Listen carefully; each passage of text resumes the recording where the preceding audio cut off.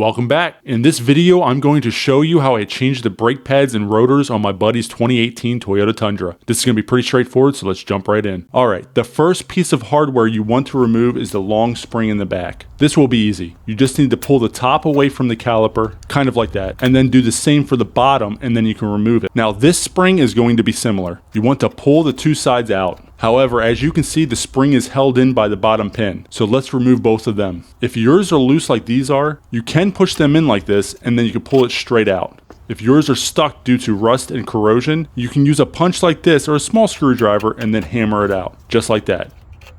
Go ahead and remove the spring. Now the brake pads will probably be difficult to remove, so grab yourself some pliers like this and squeeze the brake pad to the caliper. This will push the piston in just enough to loosen the pad for easier removal. Work both sides and then remove each of the pads. When you remove the inner pad, you should notice the low brake indicator. This is what causes your brakes to start squealing when they get low. You want to put the new pads in the exact same way that you took the old ones out. So make sure you put the new one in with the indicator on the inside. There are also these shims on the back of each pad that you will need to remove and install on the new pads if they don't come with new ones. I'll show you what I mean in a little bit. But before removing the two caliper bolts, you want to remove this bolt right here in order to give some slack in the brake hose. This will allow you to easily move the caliper out of the way. This is a 12mm bolt. Once you remove that bolt, go ahead and push the bracket out of the way and then screw the bolt back in like this so you don't lose it. Perfect. Alright, let's remove the two bolts holding the caliper in place. Break both of the bolts free and then remove the bottom bolt before the top bolt to prevent the caliper from swinging down on you. These are both 19mm. If you are having trouble removing them, try using a pipe over your wrench or a breaker bar. As you can see, I'm having some issues. These bolts are supposed to be torqued down to 73 foot-pounds, so I'm going to assume the shop that installed these pads just used an air gun and zipped them on instead of using a torque wrench. Make sure you use a torque wrench to make removing the bolts easier, and it will prevent you from snapping a bolt too. If you are still having issues, you will probably have to grab some penetrating fluid like I am right here. Spray down both bolts and then let it set for about 5 minutes so it can get into the threads. Before trying to remove them, you need to wipe the bolt heads down because the penetrating fluid is slippery and will cause you to strip the bolt head. I was able to loosen the top bolt with my electric impact, as you can see. Like I said earlier, leave this one in to hold the caliper in place. When I tried removing the bottom bolt, it just was not budging. So I went back to my breaker bar and was able to finally loosen the bolt. Again, make sure you torque these down properly so you don't struggle later on. Before removing the caliper, grab an S-hook or something to hold the caliper up and then figure out where you are going to mount it. I decided to mount it to the spring. That will allow us to compress the piston easier. I'll show you what I mean in a second. Let's get that rotor off of the hub. This rotor is stuck on there pretty good. So I'm going to grab my rubber mallet and give it a few whacks until it breaks free. You can see all the rust flying off as I'm hitting the rotor. Finally, it came off. There will be some rust around the hub assembly, so just knock off what you can. Before we compress the piston in the brake caliper, you need to loosen the cap of your master cylinder. Your fluid will rise as you are compressing the piston, so make sure you check it periodically to make sure it does not overflow. If the fluid starts getting too high, I typically will grab some kind of siphon to remove some of the fluid. Now, in order to compress the piston, you need to place at least one of your brake pads inside, as this special tool does not extend far enough for these big calipers. A tool like this is necessary because you have pistons on both sides of the caliper. The rear brakes have your typical one piston design where you can use a C-clamp to compress the piston. This tool works fine, as you can see. It's just awkward if you've never used one before. You will know when the piston is compressed when the tool no longer moves. Once it's compressed, go ahead and remove the tool and the brake pad. Now we can move on to the rotor. You want to grab some brake clean and spray and wipe down the rotor. New rotors come with an oil coating to prevent rust during storage and shipping. So make sure you do this for both sides to ensure peak performance. Let's get that rotor installed. You should grab some anti-seize and apply it to the wheel hub surface like this. While this isn't necessary, this will prevent it from sticking and will be easier to remove the next time you change your brakes. And try to avoid getting any on your wheel studs. If you do, remove it with a towel or a rag. Now we can place the rotor on. After sliding the rotor onto the wheel studs, I like to put a lug nut on to hold the rotor in place while I'm installing the caliper. Otherwise, the rotor will be moving all over the place and will get slightly annoying. Alright, before we grab the caliper and mount it, you are going to want to put thread locker on your caliper bolts. This is a high vibration area, and the last thing you want is for these bolts to loosen over time.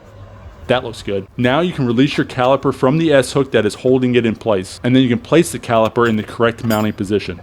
Go ahead and grab a caliper bolt and start threading it in. You may need to move the caliper around a little bit in order to get the holes to line up. Thread it in as far as you can by hand, but do not tighten it until you do the exact same thing with the bottom bolt. We can get back to those bolts in a second. Let's remove the S-hook. And then we can get that brake hose bracket put back in place. Go ahead and remove the bolt.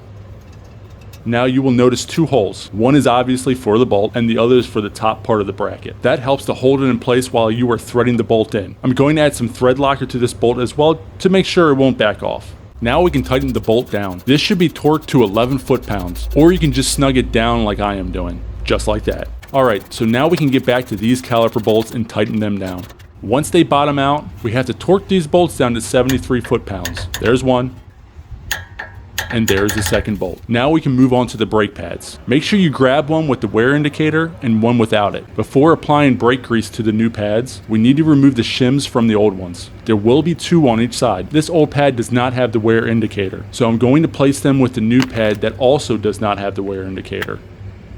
You can see this one right here has the indicator, so let's remove the shims and put it with the new pad.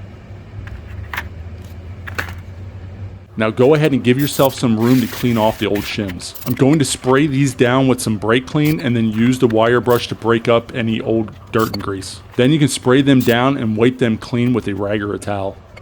Once they look relatively clean like these, go ahead and place them in this order and orientation. This will make it easy to place them together and will leave the guesswork out of it when you start applying the brake lube. I personally like this lubricant from Permatex. Now you want to apply the lube to all 6 parts. Let me show you what I mean. You want to apply a thin layer on the back of the brake pads like this. Then grab the shim that looks like it has vents and place it directly on top of the brake pad in this orientation. Go ahead and apply another thin layer of the lube to the shim. Finally, you can grab the last shim and place it on the other shim. Then apply a thin layer again and that side will be done. Perfect. Now do the same thing to the other pad and shims. Apply a thin layer of grease, move the shim to the pad, apply another thin layer, move the last shim onto the other shim, and finally apply the last thin layer of lube. Try to prevent the lube from overflowing over the edges if you can. Just wipe it off if it does. There are only 2 edges you need the lube to be on, and that's both sides like this. Again, apply another thin layer to both sides on both brake pads. Perfect. Now we can get them installed. Let's start with the inner pad. Remember, this one needs to be the pad with the wear indicator. This will be obvious, but you want the pad to face the rotor, and the back plate that has the brake lube and shims need to be facing away. So it should be inserted just like this. If the pad is slightly difficult to insert into the space between the caliper and the rotor, you will probably have to move the rotor around a little bit. You will see the rotor move towards me right here. That created just enough of a gap to slide that pad into place. Don't slide it in too much though, or else you will have to reach around the back of the caliper and push the pad back in place. You want these 2 ears to be lined up with the holes in the caliper. That's where the pins will slide in to hold the pads in place. Now we can grab the outer pad and install it. Same thing with the inner pad. I had to wedge the pad in and then pulled back on it to get the rotor pushed back. Then it slid right into place, as you can see. And remember, the top ears, as I call them, need to be flush with the caliper so the pins can slide right through. Let's get those pins installed now. Go ahead and apply some brake lubricant to the pins before inserting them through the holes. That's probably too much, but I'll show you why it doesn't matter. Once you push the pin through, the excess will build up at the end here just like this. Oh, and if the pin doesn't slide right in, you will have to move the brake pads in and out a little bit to get the holes to line up. Go ahead and wipe the excess lube off, and then we can move on to the bottom pin. Just like the top one, apply your brake lubricant. Then start pushing the pin through. However, do not go all the way like the top pin. For the bottom pin, you will need to grab this spring and ensure the pin goes through both sides to hold it. You need to make sure yours is in the correct orientation. Mine was not, so I had to pull the pin back out and flip the spring around. You essentially want the 2 pieces that stick out on both ends to wrap under the pin and the middle triangle looking piece to be above the pin. Then you need to push the ends up and into the holes in the brake pads like this. Perfect. That's exactly how it should look. Now we can attach the last spring to lock the pins in place. If you look closely, you can see 2 small holes in each end of the pins. You need to push each end of the spring through both sides of the holes. Also, make sure this part of the spring is in this orientation because you are going to push it through the back side of the caliper and through this hole. That's what will hold it in place and prevent it from loosening up over time. If you are having trouble lining up the spring with one of the pinholes, try to spin the pin a little bit. That should allow you to push the pin through. Let's get the wheel back on. Go ahead and remove the lug nut and then apply a thin amount of anti-seize to the rotor's hat just like this. This will prevent the wheel from sticking to it the next time you try to remove it. Now we can move on to the other side. Starting with the spring in the back, what you want to do is pull from the top near the pin so that it separates just like that. Then do the same at the bottom pin. Perfect. Now let's go to move on and loosen the bottom spring. You won't be able to remove it because the spring is wrapped around the pin, but we can still pull it out of the two holes in the brake pads so it can be removed easily after removing the pin. If your pins don't move easily, you can grab a hammer or a rubber mallet like I am using and hit the back of the pins like this. Do this for both of them. If the pins still don't slide out easily, go ahead and grab a punch or a small screwdriver and use that to push the pin straight through, just like that. Do the same thing for the bottom pin and then we can move on. And don't forget to remove your spring. At this point, I decided to grab my slip joint pliers and clamp down on the brake pad and edge of the caliper. This will squeeze the caliper's piston in and allow you to remove the brake pad more easily. The pad may still be a little difficult to remove, so just wiggle it back and forth until it slides out. Just like on the passenger side, these pads will have two shims on the outside that need to be transferred to the new pads. I'll show you that in a little bit. Go ahead and do the same thing with the inner pad and then remove it. Take note that the inner pad again has the wear indicator, just like on the passenger side. Now let's flip around to the other side and spray both caliper bolts with penetrating fluid. Considering that the bolts on the passenger side were difficult to remove, I'm going to assume this side will be no different and we'll just start with the penetrating fluid. Let it sit for at least 5 minutes, then wipe off the bolt heads with a rag or a towel so your socket doesn't slide off and strip the bolt head. While the fluid is settling, now would be a good time to remove that 12mm bolt that holds the brake hose in place. After removing the bolt and pushing the brake hose bracket out of the way, go ahead and screw the bolt back into the hole to prevent from losing it. Now I tried to remove the caliper bolts with my impact again. Luckily, I was able to get the top bolt loosened. Remember, you don't want to remove the top bolt all of the way or else the caliper will swing down on you. Keep it in there as an anchor to hold it after removing the bottom bolt. After trying to remove the bottom bolt with my impact and failing, I decided not to waste too much time like I did on the passenger side and I grabbed my breaker bar. This worked perfect as you can see. Then I removed the bolt the rest of the way with my impact. Alright, now we can grab our S-hook and then hold onto the caliper as we remove that top bolt. Once that's removed, we can move the caliper out of the way and then mount it in a secure location. I typically put the S-hook around the spring. Just like on the passenger side, you want to use a brake pad and then a caliper tool like this one to push the pistons back into the caliper. You will see the gap on this side close more and more each time I use this tool. Don't forget to check your master cylinder to make sure the fluid isn't overflowing. Once it tightens up, you will know the pistons are flush and then you can remove the tool and the old brake pad. Now this rotor is stuck and I'm going to grab my rubber mallet and hit the edges to loosen it up. Make sure you avoid hitting the wheel studs. You can see all of the rust flying off with each hit. It probably wouldn't be a bad idea to put a mask on, but that's up to you. Once the sound of the mallet hitting the rotor starts to change, go ahead and remove the rotor and then any big pieces of rust that you can see resting behind it. Then grab your brake clean and spray it down. While you are waiting for that to dry, go ahead and grab your new rotor and spray it down with brake clean too. Do this for both sides and then wipe it off with a rag. Now before you install the new rotor, you are going to want to apply some anti-seize to the hub surface like this. This will prevent the new rotor from sticking like that old one did. And remember, try not to get any on the wheel studs. Now we can grab our new rotor and put it on. Then grab a lug nut and screw it onto one of the wheel studs to hold the rotor in place. Perfect. Let's grab the two caliper bolts and put some thread locker on them before we install the caliper. If you try this while holding the caliper on the rotor, you will have a tough time. Then we can grab our caliper and put it into place. Once it's in place, go ahead and start threading in the caliper bolts. You can use a socket wrench to tighten it down, just don't tighten them all the way until you have both bolts in. Once they are both screwed in, we can grab our torque wrench and torque both caliper bolts down to 73 foot-pounds. There's one, and there's two. Now we can grab that 12mm bolt and put some thread locker on it, even though that's probably unnecessary for this, and then get that brake hose bracket installed again. Go ahead and thread it in. Slightly tighten it down, then torque the bolt down to 11 foot-pounds. Just like that. Now we can move on to the new brake pads. Remember to take note which pads have the wear indicator and align them together. Then separate the shims from the old pad and place them under the new pad. Do the same thing with the other side. Once you get organized, go ahead and spray the shims down with some brake clean and then wipe them off with a rag or a towel. You don't need them to be spotless, but you want to try to remove as much of the old dirt and grease as you can. Once they are clean, let them sit for a few minutes to allow them to dry. Now we can apply our grease. You want to start by putting brake lubricant on the back of the pads, and then once you have a thin layer, go ahead and place the middle shim on the pad. Remember, the outer shim does not have those vent holes in them. Make sure you place another thin layer of brake lube on top of the middle layer. Then do the exact same thing with the outer shim. Perfect.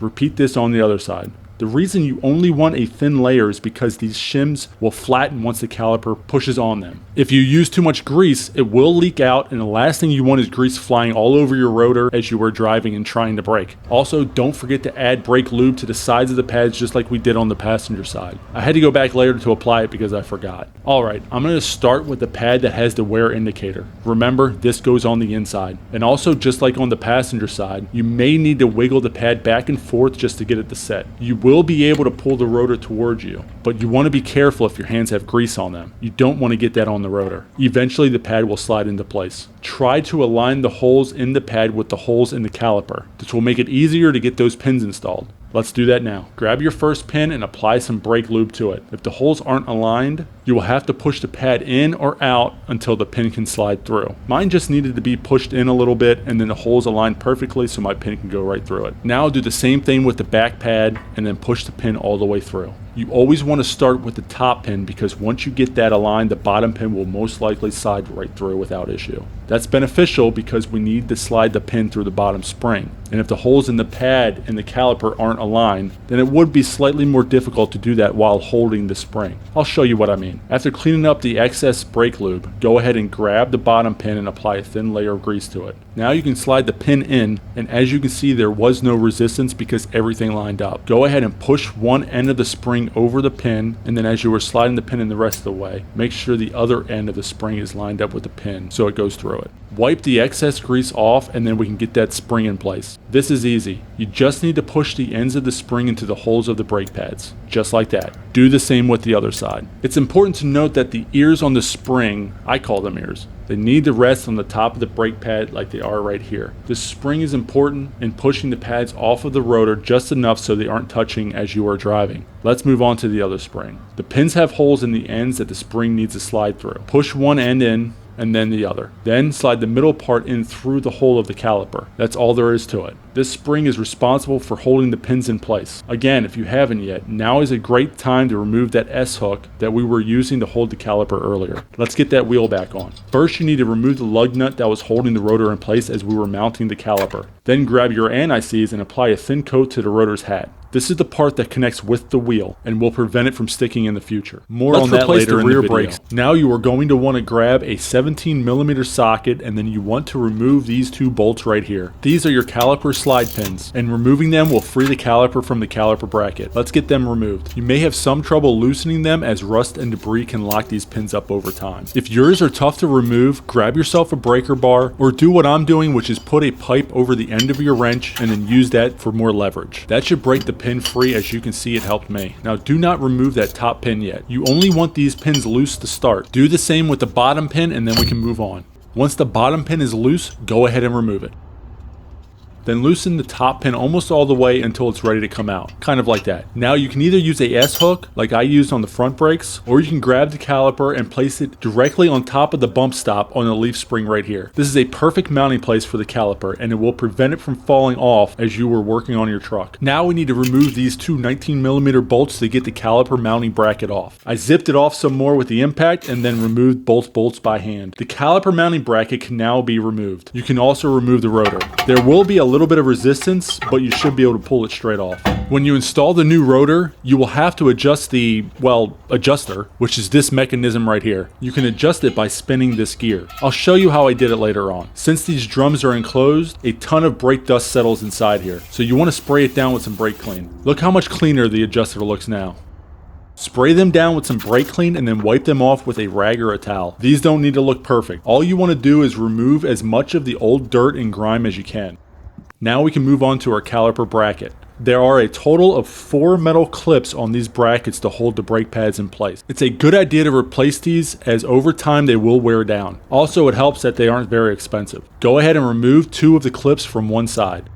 Then you are going to want to clean this area up right here. So grab your brake clean and spray it down. Now grab your wire brush and start cleaning the area that the clips set in. Once you feel like you have removed most of the dirt or debris, go ahead and spray it down with some more brake clean and wipe it with a rag or a towel. These don't need to be perfect, however, it is important to get them pretty clean to prevent uneven wear and brake squeal. Now we can do the same for the other toe. Go ahead and remove them and then put the new clips in the same orientation so it's easy to install. And just like the other side, spray the area with some brake clean and use a wire brush to clean it. Once done, spray it down one more time with your brake clean and then wipe it down with a rag or a towel. One of the best ways to check how clean the surface really is to wipe your finger across it. If it feels like the surface is still rough or has bumps, you want to repeat the cleaning process. If it is smooth, you are ready to move on. Now we can replace those old worn out rubber boots. You will notice one boot goes directly through the caliper bracket and one does not. We are going to start with this one. This is simple, just pull the boot straight off, just like that. This boot is small, so just grab the smaller boot in the kit you bought. Before installing, you are going to want to clean up the area that the boot rests. If there's too much debris in the way, the boot will not sit properly, which can cause moisture to enter and can cause the pins to seize up. So I'm going to take a rag and give it a few wipes. Then you want to grab your boot in this orientation and make sure this end goes in the hole. This is what will lock it in place and prevent moisture from entering. You want to work it from all angles to make sure it sets in the groove of the caliper bracket. Take your time as you don't want to rip the new boot. Once it is flush like this, we can begin with the longer boot. The easiest way is to push this end in to essentially unlock it from the bracket. You can't just pull this end out as it's too difficult. So grab a screwdriver or a punch like I am using and give it a push. Once it goes in like that, you want to grab the other end and start pulling it out. This boot will be stubborn, so get a grip and use some strength to pull it out. It will eventually come out just like that. You can see some rust on the boot, which is why it was a little difficult to pull off. That's a good reason right there to replace these boots. If there is rust on yours like this, that means moisture was present and could have caused problems down the road. Now I should probably mention, it may be a good idea to apply some silicone paste inside of the hole for this boot and even for the other boot. Silicone paste is a great product to use for many reasons, including the ability to withstand high temperatures, waterproofing, and creating an airtight seal, which is exactly what we need for these rubber boots. I did apply some to the pins, but felt like it was worth mentioning to use it here as well. Alright, so the goal here is to get the boot started in the hole of the bracket and then carefully push the boot in the rest of the way with the punch. Kind of like that. If you are using a screwdriver, don't push too hard as you don't want to puncture the end of the boot. You will want the end to be flush with the caliper bracket, so try to push it back. If it isn't budging, just grab the other end and give it a little pull. Perfect. Now we can grab our brake parts lubricant. You are going to want to apply this to the section that we used a metal wire brush on. That section holds the new brake pad retaining clips, and applying this grease will prevent the pads from squealing. All you need is a light coat like this. That looks good. Now we can put those clips on. Remember to put them on the correct way or else you may run into issues. The small tabs can't go on the inside or else it will scrape the rotor as you are driving. So we need to make sure it's facing away from the middle of the bracket, which means it needs to go right here. Go ahead and line up the clip and then give it a push. That's it. It will hold in place, so let's move on to the next one. Now this clip has a small tab facing to the right, so we can go ahead and push it into this part of the caliper bracket. Just like that. That side is done, so we can flip the bracket around and do the exact same thing with the other clips. Make sure that small tab is facing out and push the clip into place.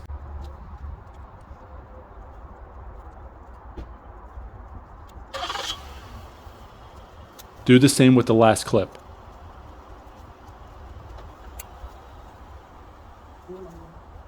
If you were unsure what I meant by tab, I'm referring to these little metal parts of the clips that stick out. If they are pointing away from the inside of the bracket, then you know you have put them on correctly. Now you can grab your brake parts lubricant again, and you want to apply them to those clips you just installed. Just like earlier, all you need is a thin layer to prevent brake squeal. Once you are done with one side, go ahead and do the other side. That looks good. Now this is important. You want to grab a rag or a paper towel and carefully place it in this gap here. This is where your rotor will sit, and you can see some brake lubricant sticking out. So clean that up a little bit to prevent the lube from getting on the rotor. Make sure you do that for both sides. The easiest way to do this would probably be to sit the bracket down and then place the rag in each slot while moving it back and forth like this. That should clean the area up. Now when we look through those slots, you can see it looks a lot cleaner. That's exactly what you want. Let's move on to the rotor. You will notice a hole right here that is outside of the ring of holes. If you take a look at the old rotor, you will see this rubber grommet with almost like a keyhole in the middle of it. This grommet is there so you can adjust the emergency brake adjuster without taking the rotor off of the truck. So we need to transfer it over to the new rotor. This is simple. Grab a screwdriver or a punch like I am using and then push the grommet out from the inside of the rotor. This will allow the grommet to pop right out. You will notice one side is bigger than the other. The smaller side will be pressed into the rotor. Let's do that now. There isn't a whole lot to this part, just push it in. That's how it should look. Now grab your brake clean and spray the rotor's surface down. These new rotors come with a protective oily coating that prevents rust, but we want to remove it to prevent the brake pads from sliding on it. When you are done with one side, go ahead and flip the rotor around and do the exact same thing on the other side.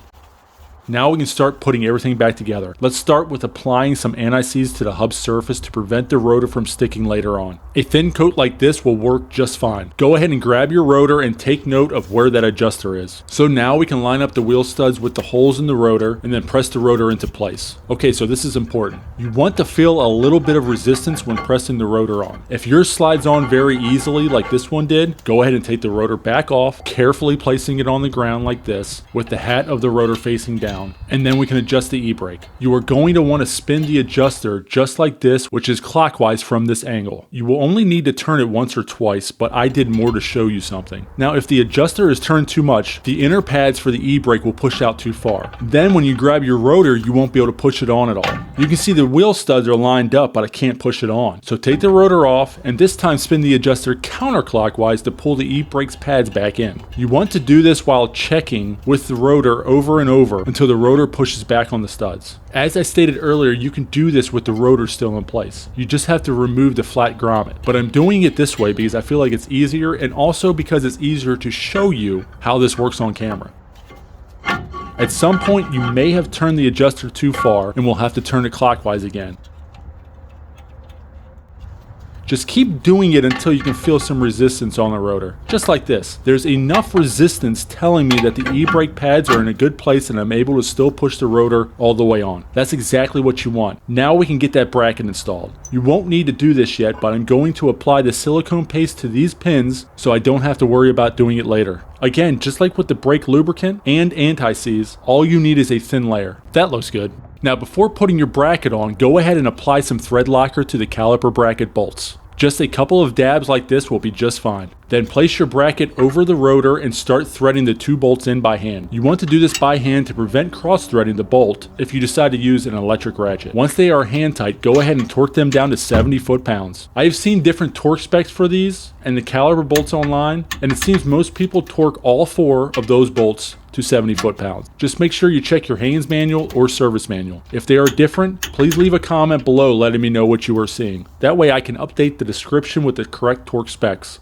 Now that those are done, we can grab our caliper and special tool and get that piston pressed in. You want to place it in just like this and then ratchet away. What this is doing is every time it ratchets, it is pressing outwards, which is what we need to get that piston pressed in. You can use a C-clamp on this, but if you have this tool, then you might as well use it. You can see the piston getting pressed in right there.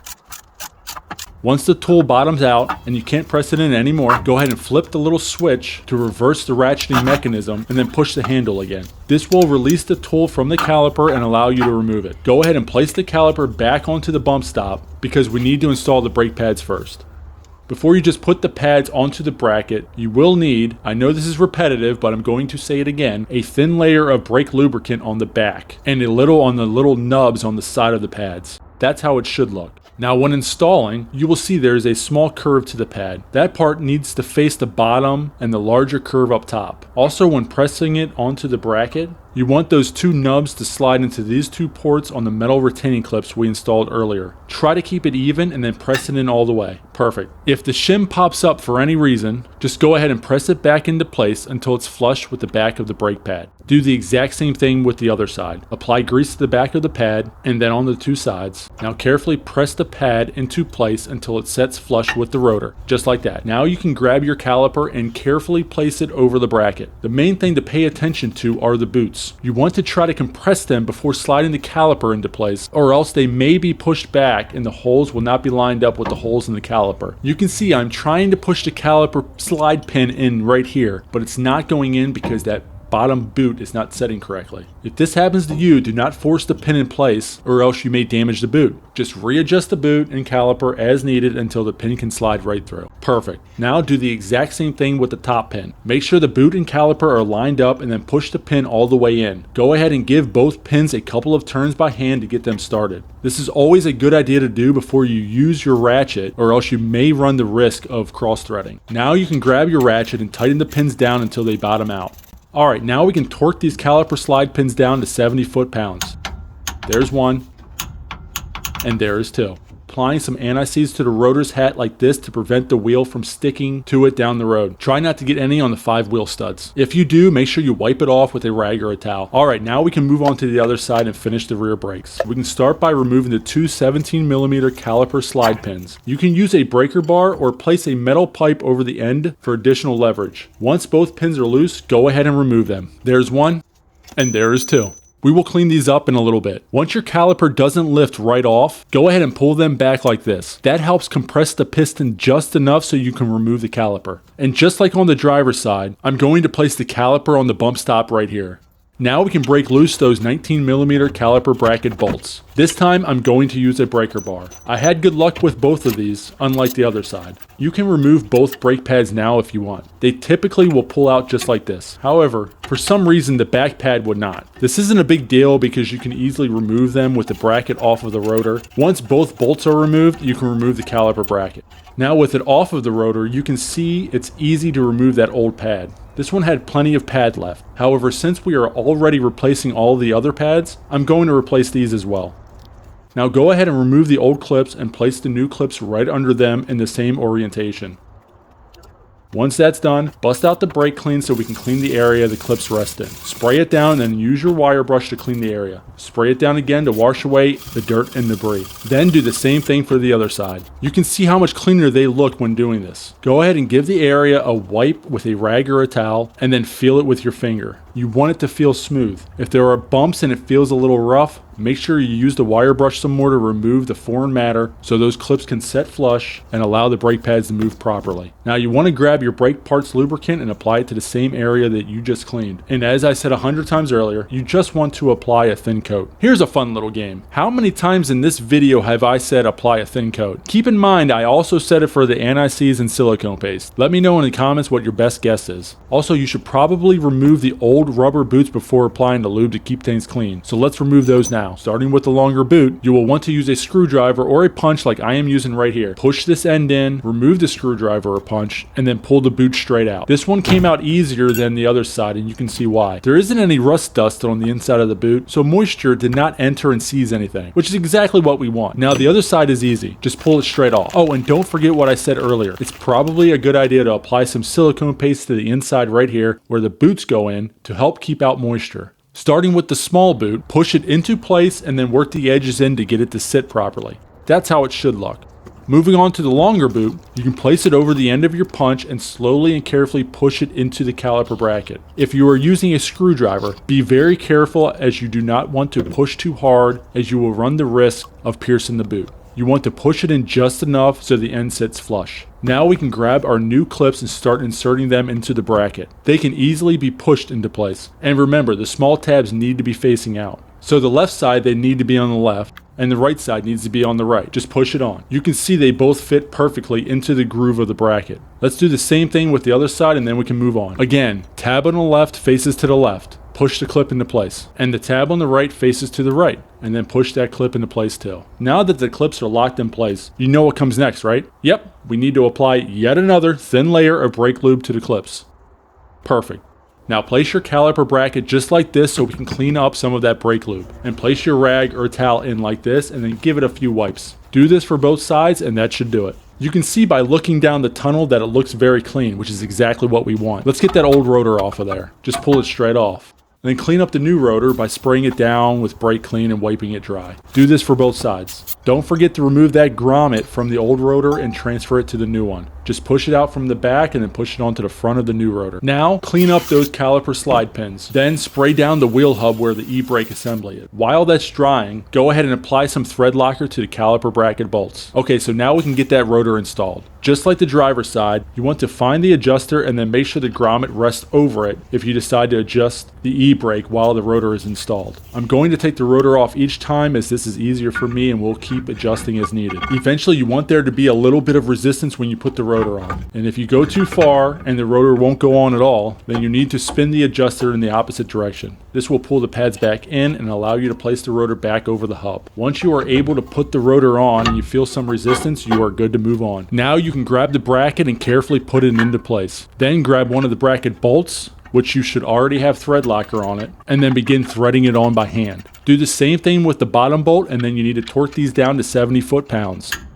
There's one, and two. Now would be a good time to apply some silicone paste to the caliper slide pins so you don't forget later. Also, let's compress the caliper piston to get that out of the way. Go ahead and grab your tool and start ratcheting away. Then place it back on the bump stop for now. Now we can get those brake pads installed. So go ahead and grab your new brake pad and start applying your brake parts lubricant to the back of the pad like this. And don't forget the two contact points on the ends right here and right here. Just apply it to the tabs that stick out. Then you can push the pad into place like this. Those tabs on the pad you want to go into the metal clips you installed earlier on the caliper bracket. Now do the same thing with the other side, then we can move on. Let's grab our caliper and get it back on the bracket. Remember, when pushing the caliper into place, you also want to push down on the rubber boots so the holes line up with the holes in the caliper. Once both of them are flush, you can grab the caliper slide pins and push them into the caliper holes and through the rubber boots. Now hand tighten the pins and use a socket wrench if need be. Then we can torque these pins down to 70 foot-pounds. There's one, and there's two. Finally, we can get that wheel back on. Remember to apply a thin layer of anti-seize to the rotor's hat to prevent the wheel from sticking in the future. We are finally done. Go ahead and put the master cylinder cap back on and then remove the wheel chocks before you take it on a test drive. Let me know down in the comments if this video helped you. That's all there is to it. If you found any part of this video helpful or entertaining, please give it a thumbs up. Also, if you haven't subscribed yet, hit that button as well as the notification bell so you don't miss a video from our channel. Thanks for watching and we'll see you on the next one.